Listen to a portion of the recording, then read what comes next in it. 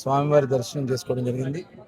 చాలా ఆనందంగా ఉంది. ఈరోజు స్వామివారి ఆలయాన్ని మొత్తం కూడా పరిశుభ్రం చేసి సంవత్సరానికి 5 సార్లు ఈ కార్యక్రమం చేస్తారు.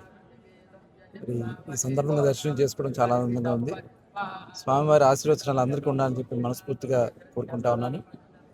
అలాగే తెలుగువారి సంవత్సరాది పండుగ ఉగాది పండుగ మరి 19వ తారీఖు పెద్ద ఎత్తున ఏర్పాట్లన్నీ కూడా జరుగుతున్నాయి.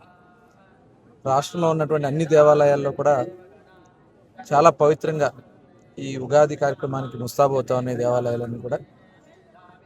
ముఖ్యంగా ఆంధ్ర రాష్ట్రంలో సనాతన ధర్మాన్ని ఇవాళ ప్రతి ఒక్కరు కూడా భాగస్వాములు అవుతా ఉన్నారు. ఆ ధర్మాన్ని పాటించాలనేది ప్రతి ఒక్కరు కూడా కోరుకుంటా ఉన్నారు.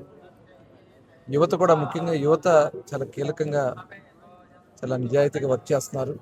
అలాగే ఇక్కడ చాలా పవిత్రంగా ఉంది. ప్రసాదం కూడా చాలా మరి క్వాలిటీతో కూడుకున్నటువంటి ప్రసాదాన్ని ఇవాళ మళ్ళీ దొరకడం చాలా ఆనందంగా ఉంది. గతంలో కూడా మేము అపోజిషన్ ఉన్నప్పుడు వచ్చినప్పుడు చాలా బాధపడేవాళ్ళం. ఆ లడ్డు పట్టుకుంటే పౌడర్ అయిపోవడం, స్మెల్ కూడా వేరుగా ఉండేది. కానీ ఇవాళ చాలా క్వాలిటీగా ఉంది.